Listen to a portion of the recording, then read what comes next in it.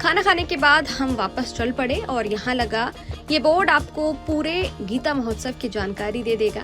Festival 5 दिसंबर तक चलेगा और हर दिन कुछ नया देखने को मिलेगा। हम ब्रह्म सरोवर से निकलकर पहुंच गए उस पवित्र स्थान पर जिसे कुरुक्षेत्र का सबसे महत्वपूर्ण बिंदु कहा जाता है।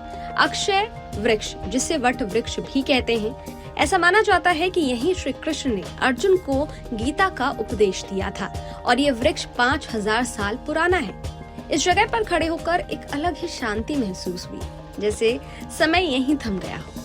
इस वक्त मैं कुरुक्षेत्र की उस भूमि में हूँ जहाँ पर वट वृक्ष है, अक्षय वृक्ष है। कहते हैं कि यहाँ पर श्री कृष्ण ने अर्जुन को गीता का उपदेश दिया था। हमारे साथ अनिल शर्मा है जो हमें बताएंगे इस पूरे कुरुक्षेत्र के बारे में कि कहाँ पे युद्ध हुआ, कहाँ पे भगवान श्री कृष्ण ने गीता का उपदेश दिया और जो ब्रह्म सरोवर वो क्या है। तो आपको बहुत बहुत स्वागत है अनिल जी। नमस्कार जी, मैं अनिल शर्मा तीर्थ मित्र हूँ 48 कोस का, जो यहाँ का महत्व बताते हैं। जो भी दूर दराज से आते हैं उनको थोड़ा इधर का जानकारी देते हैं। तो बोलिए कृष्ण भगवान की जय।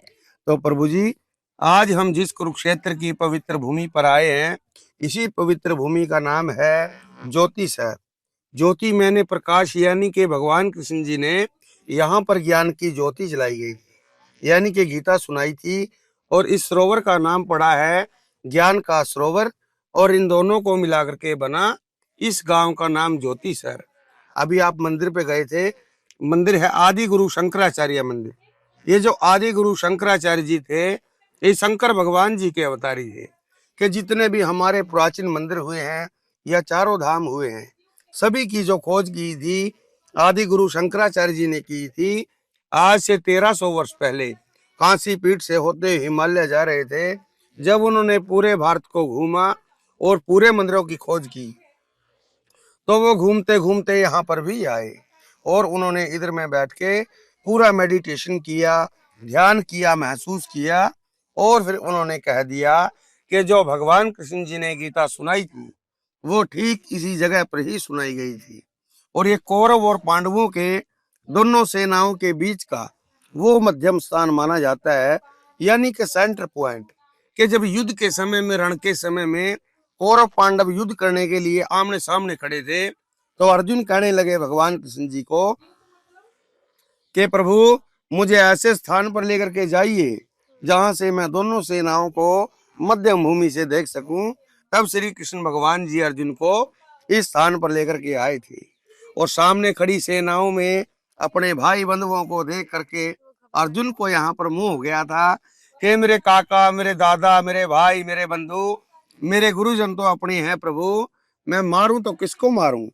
तब भगवान श्री कृष्ण जी ने कहा था कि अर्जुन, आज आप इन कौरवों को मारो ना मारो, लेकिन मारे इधर में सभी जाएंगे।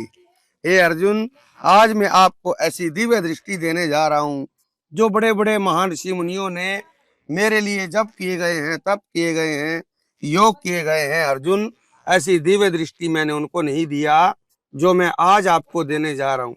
तो रथ के ठीक सामने जो पेड़ खड़े हैं, भगवान कृष्ण जी ने अर्जुन को गीता सुनाई। और गीता सुनाते समय वो पेड़ भी सदा सदा के लिए दिव्य हो गए थे, अमर हो गए थे। और तभी उस पेड़ का नाम पड़ा है अक्षयवट।